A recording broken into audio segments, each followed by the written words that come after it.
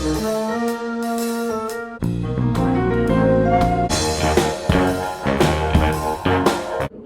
उसमें बहुत सारी चीज़ें ऐसी देखी जो मुझे नहीं पता थी, डॉक्टर्स ने भी हमें नहीं बताई थी, क्योंकि मे बी शायद वो सब बातें, डर जाता है इंसान वो सब बातें करो तो। नहीं करो। नानी आ गई, जाओ नानी से कह दो भूख लगी है, जाओ। फिर से डॉक्टर को एक बार विजिट किया कि जो मैंने ज्ञान गूगल और यूट्यूब से लिया है वो कितना सही है, क्या है, क्योंकि सिर्फ गूगल पे भी भाई रिलाई नहीं करना चाहिए, क्योंकि गूगल तो सीधा ना, मतलब अगर आपको खांसी भी आ रही है और आप गूगल करोगे तो वो सीधा कैंसर ही बता देगा, तो गूगल भी नहीं करना चाहिए। बट ये जब आपको कुछ होता है और समझ नहीं आ रहा होता है, वो प्रॉब्लम नहीं सही हो रही होती है, तो ह्यूमन नेचर बन गया है, हम लोग करते हैं गूगल, बट नहीं करना चाहिए, मुझे भी पता है। तो फिर डॉक्टर को जब हमने विजिट किया, डॉक्टर से सब चीज़ें डिस्कस की, तो डॉक्टर ने हमें बताया कि एक्चुअली क्या होता है कि 2 कंडीशंस होती हैं जब हमें सर्जरी करवा लेनी चाहिए। एक तो अगर आपके बच्चे को बार बार ईयर इन्फेक्शन हो रहा है और ईयर से कुछ फ्लूइड निकल रहा है, तब आपको करवा लेना चाहिए, because it is dangerous. And दूसरा इज़ स्लीप एपनिया। अब स्लीप एपनिया के बारे में भी बहुत लोगों को नहीं पता होगा, मुझे भी नहीं पता था, जबकि सिया को वो प्रॉब्लम थी। स्लीप एपनिया में सोते सोते आपकी सांस अटक जाती है, सोते सोते आप सांस लेना बंद कर देते हो, वो प्रॉब्लम बहुत डेंजरस होती है। वही प्रॉब्लम मैंने गूगल पे भी देखी थी और मैं उस प्रॉब्लम को सुन के बहुत डर गई थी, इसीलिए मुझे वो बात डॉक्टर से डिस्कस करनी थी। उन्होंने काफ़ी ऐसे केसेस डील किए थे, तो उन्होंने मुझे अपने केसेस के वीडियोस दिखाए कि ऐसी प्रॉब्लम होती है तो बच्चे की सर्जरी करवा लेनी चाहिए। हाँ बेटा, नहीं उसमें नहीं, उसमें गंदी गंदी चीज़ें है ना बेटा, जाओ बेड पे बैठो, मैंने कहा है बेड पे बैठो, जाओ। सो डॉक्टर ने जो मुझे वीडियोस दिखाए वो कुछ भी नहीं थे जो सिया की हालत थी। फिर मैंने डॉक्टर को अपने वीडियोस दिखाए कि प्रेजेंट में सिया की क्या हालत है, तो डॉक्टर ने मुझे बताया this is obstructive sleep apnoea, इसको स्लीप एपनिया हो गया and this is very dangerous. आप चाहो तो फरवरी तक हम फिर भी एक 2-3 महीने का कोर्स होता है मेडिसिन का, उससे ट्राई कर सकते हैं, एंड तभी भी अगर सही नहीं होगा तो फिर आप सर्जरी करवा सकते हो। फिर उन्होंने हमें एक स्प्रे दिया था 1 हफ्ते के लिए कि 1 हफ्ते हम ट्राई करके देखेंगे, अगर इसका थोड़ा सा भी रिस्पॉन्स आता है तो हम थोड़ा सा ट्रीटमेंट बढ़ाएंगे, otherwise we'll go for a surgery. अब सर्जरी क्यों? पहली बात, Siya could not breathe at all. Siya को स्लीप एपनिया डेवलप हो चुका था, उसमें सोते सोते you stop breathing which is very dangerous. दूसरा, स्लीप एपनिया से आपके हार्ट पे बहुत प्रेशर पड़ता है, आपको बहुत सारी हार्ट कंडीशंस डेवलप हो सकती हैं। आप सो रहे हो, यू कैन नॉट ब्रीथ, आपको प्रॉपर ऑक्सीजन नहीं जा रहा है, आपकी फिज़िकल ग्रोथ नहीं होगी, आपकी मेंटल ग्रोथ रुक जाएगी। मैंने आपको बताया था सिया की फ़िज़िकल ग्रोथ तो रुकी गई थी। बाय गॉड्स ग्रेस सिया की कुछ हाइट बढ़ी है, बट सिया का वेट गेन तो पिछले 1 साल से 10 ग्राम्स भी नहीं हुआ था, तो वो भी मुझे दिख रहा था। मेंटल ग्रोथ मैं बहुत ज़्यादा नोटिस नहीं कर पाई, क्योंकि मैं बहुत ज़्यादा बिजी थी सिया की तबीयत में, और पढ़ाई पे और चीज़ें तो मैं सिखाने पे मेरा फोकस ही नहीं था, मेरा फोकस था उसकी हेल्थ ठीक हो जाए। तो मेंटल ग्रोथ पे भी अगर कुछ असर हुआ होगा तो I could not notice it. Physically mentally grow नहीं कर रहा, आपके बच्चे को हार्ट कंडीशंस डेवलप हो सकती है, आपका बच्चा सांस ही नहीं ले पा रहा, आप क्या करोगे? आप मेडिसिन कराते रहोगे और उसको सफ़र करवाते रहोगे, या आप सर्जरी करवाओगे? मुझे सही लगा कि मैं उसको सर्जरी करवाऊं और इस प्रॉब्लम से निकालूं, because she is suffering a lot. मैं रात भर देख रही थी कि वो कितना झेल रही है। हो सकता है आप लोगों में से कुछ लोगों को लगे कि नहीं थोड़े दिन और देखते, और surgery is a big thing. Yes, surgery is a big thing. 1 साल पहले मैं उसी सर्जरी के लिए रो रही थी, मुझे ये था कि मैं मेडिसिन कराऊंगी, मैं सब कुछ करूंगी, पर मैं सर्जरी नहीं करवाऊंगी क्योंकि मेरा बच्चा बहुत छोटा है। बट जब होता है ना, ऑप्शन क्या है आपके पास, बच्चा आपका ब्रीद ही नहीं कर रहा है, आप अपने बच्चे को सर्वाइव ही नहीं करवा पाओगे, तो मुझे अपने केस में सही लगा कि मुझे सर्जरी करवा लेनी चाहिए, क्योंकि सर्जरी के कुछ एक साइड इफ़ेक्ट्स थे, वो भी ज़रूरी नहीं है कि हर किसी को हो। जो मुझे मेरे डॉक्टर ने तो बोला, अश्योर किया कि ये सब नहीं होता है, ये सब पहले होता था, बिकॉज पहले टेक्नोलॉजीज इतनी एडवांस नहीं थी, अब ऐसा कुछ नहीं होता है। 2-3 प्रॉब्लम सर्जरी के साथ ये होती है कि एक तो सब लोग बोलेंगे आपको रीअकरेंस के चांसेस होते हैं। मैंने डॉक्टर से इस बारे में भी डिस्कस किया, रीअकरेंस के चांसेस उन्होंने बोला तब होते हैं जब कोई भी सर्जन थोड़ा सा भी पार्ट अगर उसने सर्जरी करते वक्त छोड़ दिया तो वो वही इनलार्ज होने लगता है। और अगर प्रॉपरली हम उसे निकाल देते हैं, आजकल इतनी अच्छी टेक्नोलॉजी है कि प्रॉपरली हम उसे निकाल पाते हैं, एक्सट्रैक्ट कर पाते हैं, तो फिर ये प्रॉब्लम नहीं आती है। तो ये एक चीज़ थी। दूसरा ये था कि लोग बोलते हैं कि एडिनॉइड्स हमें प्रोटेक्ट करने के लिए होते हैं, तो बार बार फिर इससे बच्चे बीमार पड़ते हैं, बच्चों की इम्यूनिटी कम हो जाती है। सो आई बिलीव हो जाती होगी, बट जब उसको मैंने सर्जरी नहीं करवाई थी तब व्हाट वाज डिफरेंट, तभी भी तो उसको permanent cough and cold, permanent बुखार। सिया 3 महीने से स्कूल नहीं गई थी, सिया खेल नहीं सकती थी। सिया को प्रिकॉशंस, मतलब अगर आप सर्जरी नहीं करवाते हो, सिर्फ मेडिसिन पे जाते हो, तो क्या प्रिकॉशंस है आप सुन लीजिए। धूल मिट्टी से आपके बच्चे को अलग रहना है, बिल्कुल डस्ट नहीं होना चाहिए आपके घर में, सिया के आसपास, स्कूल में, मतलब सिया प्लेग्राउंड में नहीं खेल सकती। फर के कपड़े नहीं पहनने हैं, कंबल नहीं यूज़ करना है। अब विंटर्स में कैसे बचाओगे आप ये बताओ। प्लांट्स नहीं होने चाहिए, पेट्स नहीं होने चाहिए, और डस्ट का एक कण होना ही नहीं चाहिए। खैर हमें जो बेस्ट लगा हमने डिसाइड किया, हमने सोचा कि हम इसकी सर्जरी करवाएंगे, क्योंकि हमसे इसकी सफरिंग नहीं देखी जा रही थी, हमसे नहीं देखा जा रहा था कि वो सांस ही नहीं ले पा रही है। तो फाइनली हमने सिया की सर्जरी प्लान की, सिया की सर्जरी हुई। सर्जरी का प्रोसीजर जो होता है वो 15 से 20 मिनट का होता है, बट बाकी एनेस्थीसिया वगैरह सब मिला के कुछ 1 घंटा सिया ओटी में थी।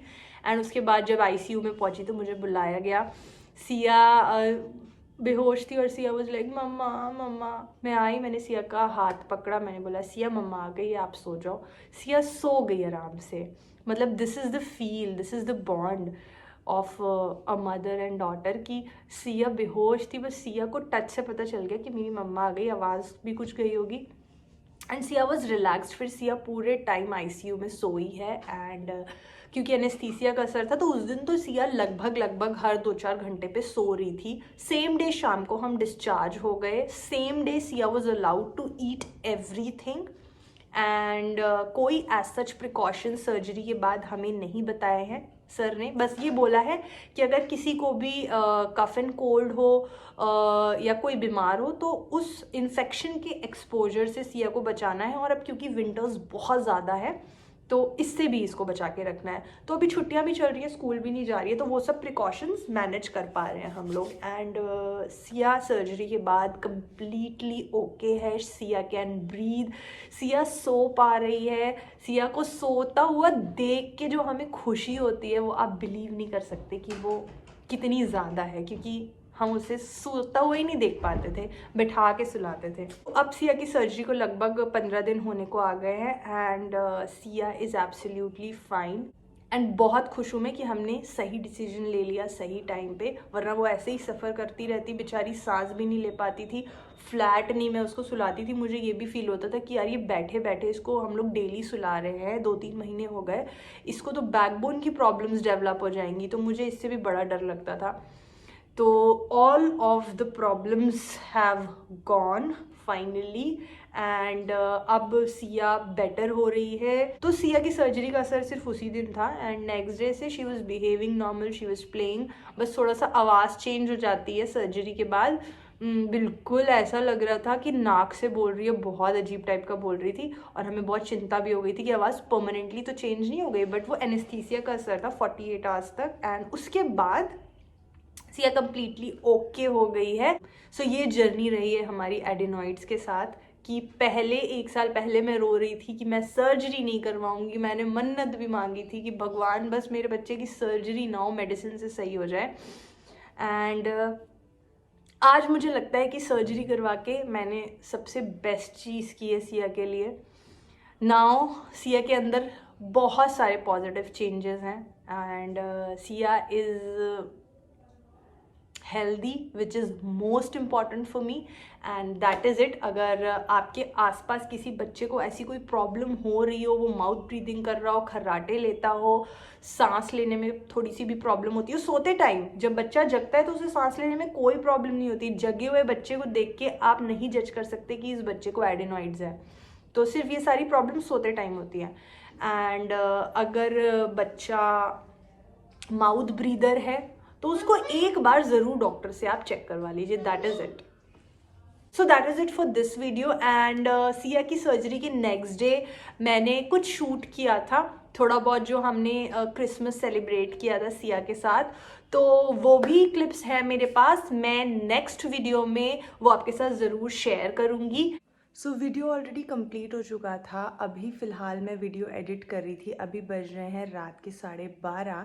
एंड जब मैं एडिट कर रही थी तो आई रियलाइज्ड कि मैंने कुछ पार्ट्स मिस कर दिए हैं, विच आई फील कि थोड़े से इम्पॉर्टेंट पॉइंट्स हैं जिन्हें मुझे मेंशन कर देना चाहिए, क्योंकि जब मैं पूरी चीज़ शेयर कर रही हूँ, सारे पॉइंट्स आप लोगों को बता रही हूँ, तो वो पॉइंट्स भी इंक्लूड हो जाएं तो अच्छा है. सो पार्ट 1 वाले वीडियो में where I was telling you कि अप्रैल में मैंने सिया का ट्रीटमेंट स्टार्ट कराया था. वहाँ पे कुछ तो टेक्निकल प्रॉब्लम हुआ है या एडिटिंग में मैंने कुछ गलती की है, वहाँ पे ये चीज़ मिस हो गई कि मैं ये बताना चाह रही थी कि अप्रैल में I started her treatment allopathy में. तो वो मेडिसिन से मैनेज करते हैं एंड देन अगर मैनेजमेंट नहीं हो पाता है, ट्रीटमेंट सक्सेसफुल नहीं होता है, तो वो सर्जरी करते हैं. बट मैंने काफ़ी लोगों से बात की थी, मुझे काफ़ी लोगों ने सजेस्ट किया कि मैं होम्योपैथी ट्रीटमेंट करवाऊं. एंड मेरा भी बचपन से बिलीफ होम्योपैथी में ज़्यादा है, तो मैंने सिया का अप्रैल से होम्योपैथिक ट्रीटमेंट स्टार्ट करवाया था, क्योंकि मेरे पास टाइम था विंटर्स तक का. क्योंकि मुझे डॉक्टर ने बोला था कि विंटर्स में बहुत ज़्यादा प्रॉब्लम होती है एडेनॉइड्स वाले बच्चों को, और ये प्रॉब्लम बहुत ज़्यादा बढ़ जाती है उस टाइम पे. तो अप्रैल टू नवंबर मेरे पास टाइम था. मैंने होम्योपैथिक ट्रीटमेंट करवाया सिया का एंड काफ़ी पॉजिटिव रिस्पॉन्स था, काफ़ी सब कुछ अच्छा स्मूथ जा रहा था. इतना अच्छा जा रहा था कि सिया के सिम्टम्स काफ़ी सारे सबसाइड हो गए थे. एंड सितंबर तक हमें लग रहा था कि Siya will be fine. And अब अगर हम उसका एक्सरे करवाते हैं तो रिपोर्ट्स अच्छी आएंगी, काफ़ी कम हो गई होगी वो प्रॉब्लम. बट जब अक्टूबर से टोमेटो फ्लू हुआ, कंजेशन वगैरह स्टार्ट हुआ, तो वो सब चीज़ें ट्रिगर हो गई. तो ये पॉइंट थोड़ा सा मेंशन हो गया था उस वाले वीडियो में. एंड देन जब मैं सिम्टम्स बताना चाह रही हूँ आपको कि क्या क्या सिम्टम्स होते हैं एडेनॉइड्स हाइपरट्रॉफी के, उसमें एक सिम्टम और मैंने मिस कर दिया. दैट इज़ कि फेशियल फीचर्स भी ख़राब हो जाते हैं बच्चों के दांत आगे को हो जाते हैं, क्योंकि वो कॉन्टीन्यूसली माउथ ब्रीदिंग करते हैं.